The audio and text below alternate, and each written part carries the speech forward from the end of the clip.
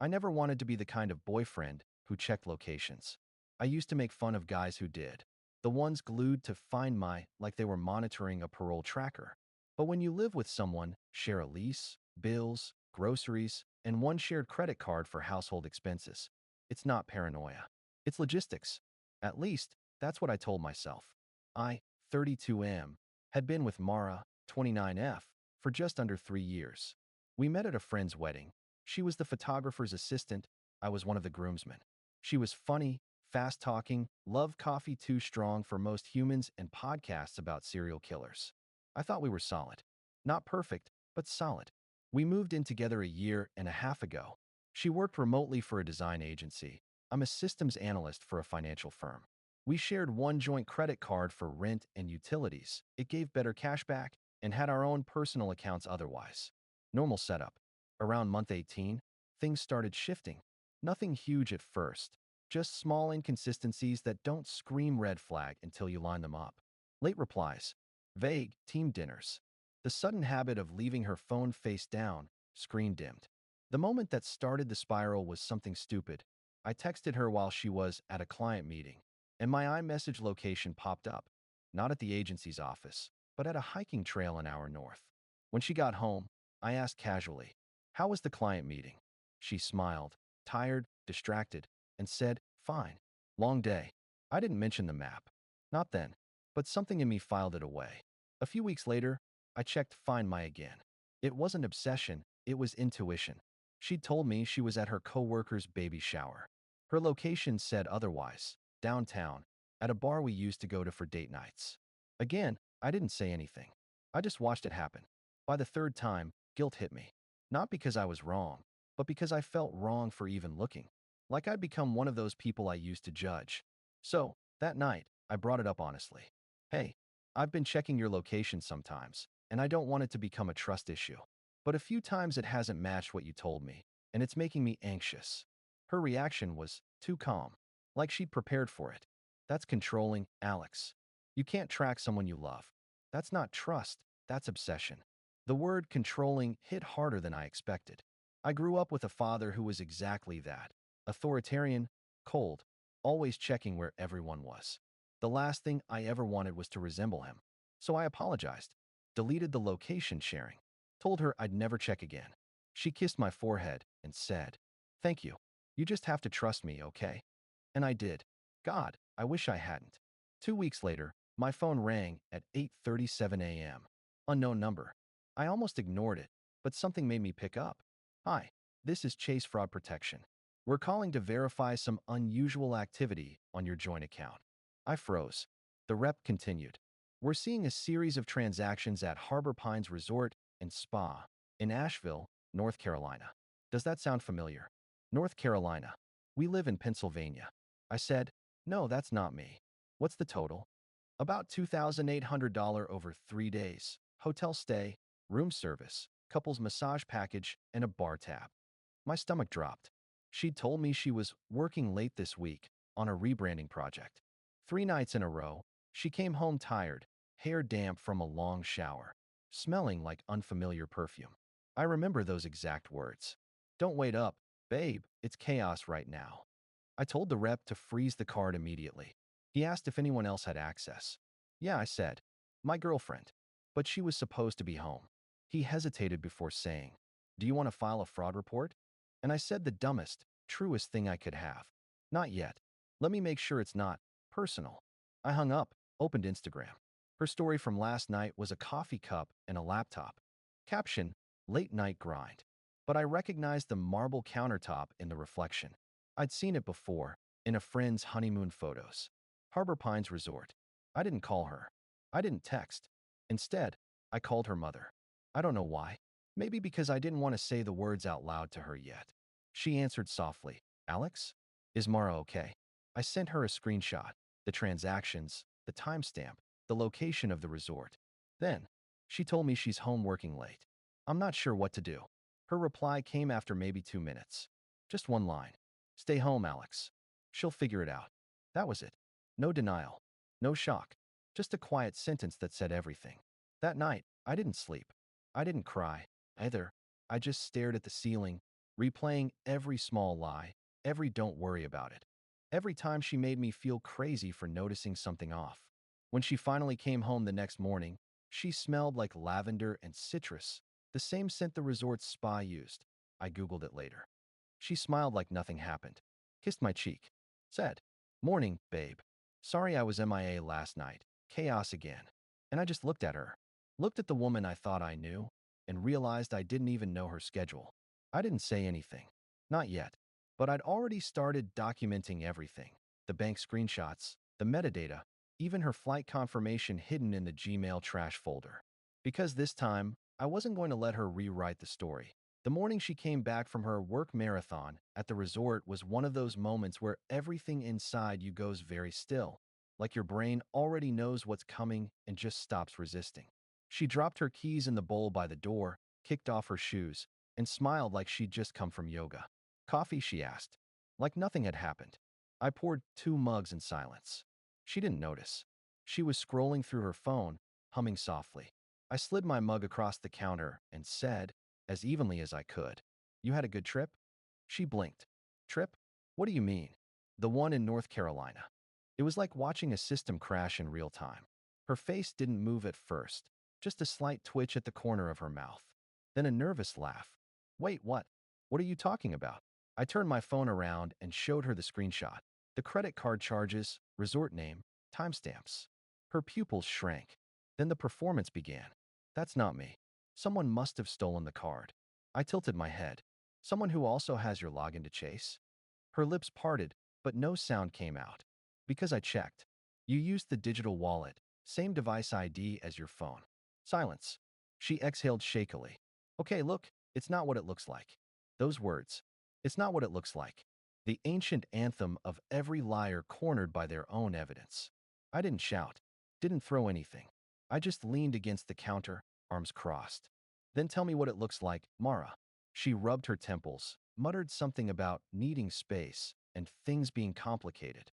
Then the real reason slipped out in pieces. "I went with a friend, a coworker. It was supposed to be a creative retreat. A creative retreat that included a couple's massage." She flinched. They booked it under one name by mistake. And the 2 champagne flutes on the receipt. She snapped. "God, Alex, you're suffocating. This is exactly why I didn't tell you. You twist everything." There it was, the inversion. Her favorite trick. Turn the discovery into an accusation. Make me the problem for noticing. I said nothing for a long minute. Then I walked to the bedroom, opened my laptop, and pulled up the PDF I'd prepared the night before. The one with every transaction, timestamp, and screenshot neatly formatted. "I already froze the account," I said. "The bank's investigating the transactions, and they'll ask for verification. If you admit it now, I'll tell them it was personal misuse, not fraud. That way you won't face legal trouble. But I'm not covering it up." Her voice went small. "You'd really do that to me?" I looked at her, really looked. The woman who once cried at Pixar movies, who used to doodle on napkins while waiting for takeout, now staring at me like I was her enemy. "You did that to yourself, Mara." For a while, she just sat there. Then the tears came, quiet, shaky, but familiar. The same ones she used every time she got caught in a lie small enough to forgive. But this wasn't small, and I wasn't forgiving. She said she needed a break. I told her I'd already packed some of her things. Her mother helped her pick them up 2 days later. That part, that visit, was what broke me. When her mom showed up, she didn't look surprised, just tired. I helped her carry the boxes to the car. Halfway through, she sighed and said, "You handled this better than most people would have." I asked, "Did you know?" She hesitated. Then, mothers notice patterns. We just hope they're wrong. I didn't ask for details. Didn't want to hear the full extent of how long Mara had been lying, or to how many people. When we finished loading the last box, I showed her the screenshot from the resort again, almost out of reflex. She glanced at it, nodded once, and said the same words she'd texted me before. "Stay home, Alex. She'll figure it out." Only this time, I understood what she really meant. Not she'll come back, but she'll have to live with herself. I thought that was the end. It should have been. But 2 weeks later, I got a call from the resort manager. Apparently, after the charges were flagged, they were contacted by Chase to verify the cardholder. The manager confirmed the reservation had been under Mara's full name, and the second guest listed was another man. The name was familiar. Her coworker. The one she said she was working late with. I didn't contact her. Didn't even send the screenshot. But she must have known the investigation had closed, because that same night, she sent me an email. Subject, I made a mistake. Body, I didn't plan for any of this to happen. I just felt trapped. You were always so steady. Too steady. I wanted something exciting. I know that sounds awful. I'm sorry if I hurt you, but I don't think we were happy. No explanation. No accountability. Just rationalization dressed up as vulnerability. I didn't reply. I forwarded it to Chase's fraud department for record keeping, closed the shared account, and started the process to remove her from the lease. It wasn't revenge, it was hygiene. The next few weeks were quiet. Unnaturally quiet.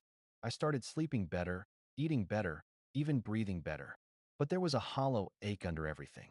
Because love doesn't vanish just because trust does. It decomposes slowly, molecule by molecule, until it stops being love and just becomes data, screenshots, statements, timelines.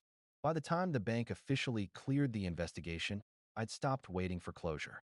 There was nothing left to close. Update 1. It was late October. I'd just finished dinner, leftovers and a cheap Cabernet. Nothing special, when my phone lit up with a number I hadn't saved but still recognized. Mara's mom. I let it ring twice before answering. She didn't waste time. Alex, I'm sorry to call you again. I just thought you should know she's in some trouble. Apparently, the man from the resort, the so-called coworker, wasn't just some office flirtation. He was married, and not quietly married. His wife found out about the affair after discovering hotel receipts and text backups synced to their family iPad. Mara had tried to keep it going, but once the fallout hit, he ghosted her completely. Quit the firm, deleted socials, the whole vanishing act. When she tried to contact him at home, his wife threatened legal action for harassment. Her mom's voice cracked when she said, "She's been staying with me for a few weeks. She's not doing great." I didn't know what to say. The old me would have asked if she was safe, offered help, something, but I wasn't that man anymore. So I said quietly, "I'm sorry she's hurting, but that's something she has to fix herself." Her mom sighed. "I know. I just wanted you to hear it from me, not through gossip. You didn't deserve any of it." Before hanging up, she added, almost as an afterthought, "She still hasn't forgiven herself for what she did to you. But I think, for what it's worth, she finally understands." I didn't ask what that meant. I didn't want to. 2. The envelope. A week later, a small envelope showed up in my mailbox. No return address, but I knew the handwriting immediately. Inside were two things. A check for $3,200, the exact amount she'd charged to the resort. A short letter. "I'm not asking for forgiveness. I just wanted to return what I took." I wish I could say I learned something profound, but mostly I just learned what it feels like to be alone when the noise stops. I told myself I wanted freedom, but what I really wanted was attention. I confused one for the other. You didn't deserve the lies. I didn't cash the check. It's still in my drawer, folded in half. Not as a keepsake, more like evidence of closure that doesn't require acknowledgement. I showed it to my lawyer, though, just to confirm that cashing it wouldn't create any legal obligations. He smiled and said, "You're more thorough than most divorced couples I deal with." 3. The irony of healing. People think closure comes from confrontation, from some grand reckoning where you say your piece and walk away lighter. But real closure is quiet. It's not cinematic. It's in the moments where you realize you didn't check her social media in weeks. It's when you stop rehearsing arguments in your head. When you see a couple at dinner, and the jealousy is replaced with neutrality. I started therapy 3 months ago, not because of her, but because I wanted to understand why I tolerated so much uncertainty in the name of being supportive. Turns out, there's a thin line between empathy and self-erasure. My therapist said something that stuck with me. Some people call it love when what they really mean is supervision. That hit harder than it should have. 4. The last sight of her. The only time I've seen her since was accidental. In January, at a local grocery store. She looked older. Not bad, just drained. Like someone who hadn't slept in months. We made eye contact for half a second. She smiled faintly. I nodded. No words. No apology. No tension. Just two people standing in the fluorescent limbo between who they were and who they're still trying to become. I left before she reached the checkout. Not out of bitterness, just peace. 5. Where I am now. I moved into a smaller apartment closer to the city. Got promoted at work. Started running again, half marathon training, mostly to have a goal that isn't tied to anyone else. Sometimes friends still ask if I'd ever talk to her again. I tell them, I don't need to. Because forgiveness doesn't always mean reunion. Sometimes it's just removing someone's influence from your decision making. If there's one thing I learned, it's this. When someone says you're too available, they're really saying, I need to earn your attention. And if they can't handle that balance, they'll call your stability control because it mirrors the chaos they refuse to confront. Final update. Didn't think I'd ever come back here again. It's been 2 years since everything happened, since the location argument, the credit card call, the resort, the letter. 2 years since I learned what it really means to let someone go without needing to be the one proven right. And I think I finally understand what that peace people talk about actually feels like. Not soft, not cinematic, just quiet. 1. The last contact. About 8 months after the last update, I got a voicemail from Mara. It was short, 30 seconds. Maybe less. Hey, I don't know if this is still your number. I just wanted to say thank you for not ruining my life when you could have. You didn't know me that. I'm trying to be better. No number to call back, no signature, just that. I listened to it once and deleted it. Not out of anger, because it didn't belong in the present anymore. It was an echo from a different version of both of us. 2. A quiet audit. There's something that happens when your life collapses in front of you. You start auditing everything. Habits, people, even your definitions of love and loyalty. I used to think loyalty meant staying, even when things were hard. Now I think loyalty means being honest, even when the truth ends things. It's funny, I used to check her location every day out of anxiety. Now, I don't even keep read receipts on for anyone. Not because I'm hiding anything, but because I finally stopped tracking life like a security feed. 3. Her mother, again. Last Christmas, I got a card in the mail from her mother. No return address, just a neat cursive note inside. I heard you got promoted. She told me once you always wanted to start your own team. I hope you're doing that. I wanted you to know she's doing better. Not perfect, but better. She's working again. I hope you found peace. You deserve it. I stared at the handwriting for a long time. Her mother was the only one who ever really saw both sides of it. Mara's chaos and my patience trying to hold it together. That note didn't reopen any wounds. It just confirmed they'd finally scarred over. 4. The resort. Here's the part that still surprises people when I tell them. Last summer, I went to the same resort. It wasn't planned. My company booked it for an off-site retreat, and I didn't realize it was that place until I checked in and saw the same logo on the lobby floor. For a second, I felt my stomach drop, that flash of old panic, muscle memory of heartbreak. But then I realized nothing was happening. The world hadn't ended. The air still smelled like citrus and sunscreen. I stood in the same hallway where, 2 years ago, she and her coworker had walked side by side, pretending they were something else. And for the first time, it didn't hurt. It was just history. 5. What staying quiet actually cost me. When people read stories like mine on Reddit, they expect catharsis, some revenge arc, or an I won ending. But truthfully, staying calm and doing things the right way, it costs you something too. It costs you outrage. It costs you the illusion that the world will recognize your pain and give you closure in return. I never got an apology that felt like an apology. Never got acknowledgement proportionate to what I lost. But what I did get, slowly, quietly, was the ability to wake up without the story running in my head. That's what healing really is. Not forgetting, just getting bored of your own grief. 6. The woman I met later. About a year after everything ended, I met someone new. Her name's Claire.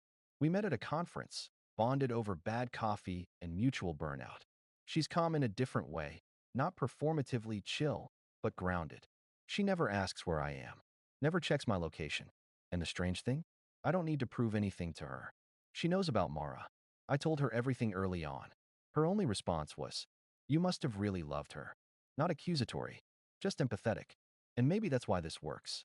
Because it's not built on anxiety or performance or needing to be someone's anchor while they drown themselves. 7. The final realization. If you strip away all the drama, the screenshots, the receipts, what remains is this. I learned that love without honesty becomes surveillance. That forgiveness isn't about letting someone back in. It's about letting yourself walk out without guilt.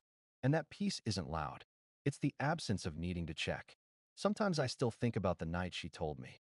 Stop checking my location. It's controlling. And how?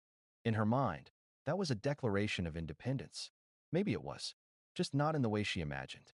Because when I finally stopped checking, she lost the audience she was performing for. And I found myself. Final words. If anyone reading this is in that limbo, the one where you're not sure if you're being paranoid or perceptive, here's what I'll say. Trust patterns, not apologies. Pay attention to how peace feels around someone. And never confuse constant availability with love. Love doesn't need surveillance. It needs honesty. I didn't win, but I healed. And that, honestly, is better.